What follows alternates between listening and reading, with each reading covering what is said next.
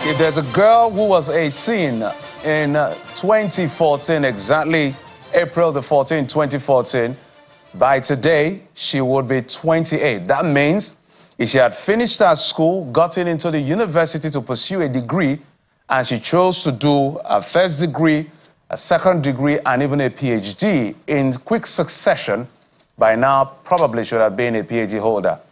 But that is not to be for about 92 of those girls who are still in captivity. No one knows whether they are alive or dead. The hope is that they're alive and they will come back. Now, it's 10 years since those girls in Chibok were abducted. There was an international outcry, literally all over the place. So you can see them today converging to say a prayer to God on the possibility of the deity of God intervening in their situation. Maybe we'll take a listen and I'll introduce my guest.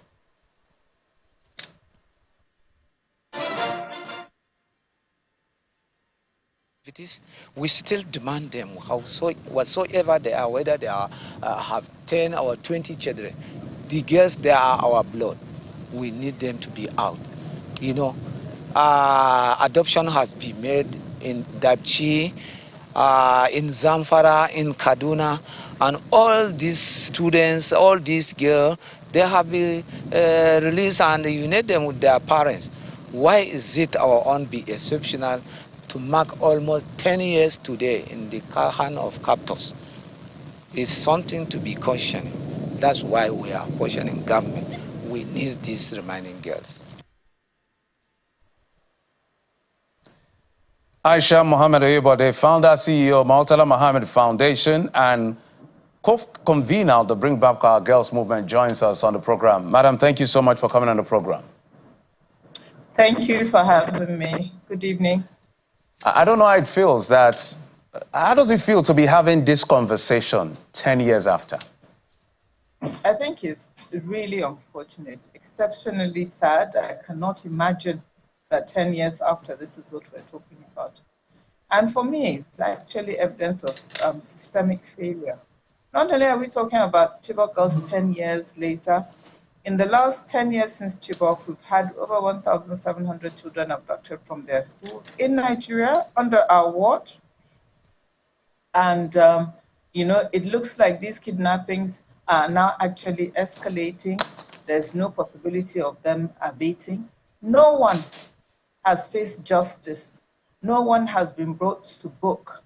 So there's a raging culture of impunity. So it's sad enough that 10 years later we're marking Chibok.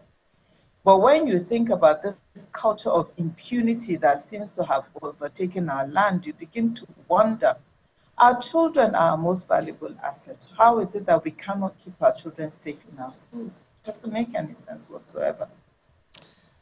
So I'm sure that you are in conversation. We've seen some of them on that particular clip. Our correspondent was there in Chibok, I think yesterday and today, and filed in that report. And for the people you've been talking to, especially the parents of those who are still in captivity, what are you telling them? What do you hear from them? What are they saying?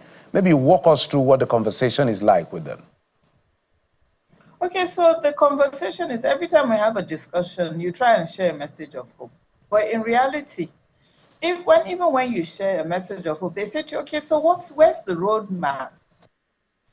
Look, we've been at this for 10 years. In between, after the first girl surfaced after 2 years in captivity, that was in 2016, we've brought back 128 girls, right?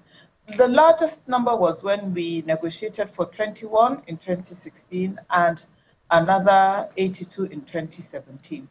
But since then, the girls have been coming in trickles. We acknowledge, yes, there are times when the Nigerian military raids Boko Haram camps and they find amongst the girls that they bring back Chibok girls. But what is the plan? Today, we have 91 girls still in captivity. So that's the first thing. And the parents keep asking, all right, we know that there are 91 girls still in captivity, but what is the plan? There is no plan. We don't have any plan as to how the remaining will be brought back. You'd have thought by now we'd have connected the dots, would have figured out at least where the majority of them are. The sad news is that at least a third of those girls have died. Some of them from air raids. Some of them have died from giving birth. Some of them have died from snake bites. And of course, there was a lot of starvation and hunger. So that's also another issue. The third issue that we're facing now, which is a really traumatic situation, is the girls who have chosen to stay with their husbands that they came back from captivity with. So you have a situation now where the parents are wondering, okay, what exactly, because again, it goes back to, we don't have a post-abduction protocol. What is the plan for the government for their children, for their grandchildren who have been brought back? Did you know that 34 children have been born in total to the Chibok girls? And those are the ones that are back. So we don't have a number for the ones that are still with Boko Haram. So what we are talking about is, as far as I can use, if I can use a word to describe, it's just chaos. And so how do you help people learn to cope when there's so much chaos? The reason I'm asking that question is because I can't imagine being in any situation. No one should imagine being in a situation of perpetual hope, no closure, and all of that. So what does this say about our value for human life? Or is it that the Nigerian society has just moved on? So it's a multifaceted problem, right? In terms of, yes, we have an approach where if we cannot deal with something, when a situation is exceptionally traumatic, it's very easy for people to dissociate themselves from it and move on. But we shouldn't be allowed to do that. Because if they were our children, I ask myself that question every day. If anybody that is in a position of authority, if those children were their children, would they be able to dissociate that easily? So that's a question we need to ask them. The other question is that, in truth, I think what has happened is that people are a bit fatigued. And the reason why there's fatigue, again, is because there seems to be no plan. If there was a plan, at least you can say, okay, this is what is happening, this is what the government is doing, this is what the military is doing, this is what the police is doing, and then it gives you some kind of confidence and comfort. So I think that's the other thing. The third element is that kidnappings have now become so rampant that you're still wondering, which one do I even want to avert my mind to? Is it Chibok? Is it Dapchi? Is it all the ones that have happened in the last 10 years or so? We don't even know where the next one is going to be. And it just goes back to the same thing I've said. It's system failure. And if you have system failure, you know, it's really hard to get people to focus on a solution. So it's clear, if we have over 90 of them still in captivity, the Jonathan administration could not bring those ones back. The Buhari administration could not bring them back. Now we have the Tinubu administration, which is almost a year in the works. Has there been a conversation being opened with this administration to, at least, since it's a young administration, to say, okay, what plan? You've mentioned repeatedly that there is no plan. Have they approached them to say, what is the exact plan you have for these girls? Can you give us a timeline? What's the approach? Has there been any of such conversation? Not as far as I know, but 2 or 3 days ago, you know, we did encourage the parents to write. So they've written a letter to the First Lady, asking her as the mother of the nation to get involved with this matter. I think it would be great or wonderful if there would be an opportunity for the parents to meet with her so that she can give them that confidence that this administration is going to do something. I think there has to be much more communication. I know that the Borno state government has recently issued a couple of communiques around the matter. But, you know, we cannot just communicate when we need to respond, when there's a lot of pressure. We've had 10 years to come up with a plan. We need to have a plan. What is the plan? Now, the plan doesn't have to be foolproof, but at least there has to be a plan. So in terms of opening discussions with this current administration, I hope the opportunity of the letter that the Chibok parents have written to the First Lady will start another series of discussions around what it is that is going to be done. I think 91 children are way too many children. And I want to tell you that for every one Chibok girl that we're looking for, we're talking about at least another 9 to 10 girls have been abducted from other communities. So there are lots of children out there that we cannot account for. That's the first thing. When Boko Haram used to return them in the early days, they used to bring them back in truckloads. So you can imagine, obviously, there are some villages where they must have just ransacked them. Till today, we're still talking about Zana Mobati School. This was about a year after Chibok. 500 women, children, and boys disappeared. To date, there's no sign of them. We cannot live in a country where we cannot protect our people. We cannot live in a country where we cannot protect our young people. It is criminal. We have look at the education indices for Nigeria. You know, Nigeria has almost 20 million children out of school. Now you have a situation where in more areas of Nigeria where it's actually very challenging to persuade people to send their children to school, you now have this kind of safety. We're destroying the future of a whole generation of children. So as we begin to wind down, one of the things I've always wanted to find out from those of you who have their ears and listen to them is, how do they feel when there was a time some persons were even saying it's a hoax, no girls were abducted and all of that. What was it like for them knowing that this is their reality and barefaced people are denying it? So let me tell you, between 2014 and today, 48 parents have died. Okay, wow. 3 were killed by Boko Haram. The rest of them died from ailments that are tied to high blood pressure, stress, and all of that. So first you need to understand that.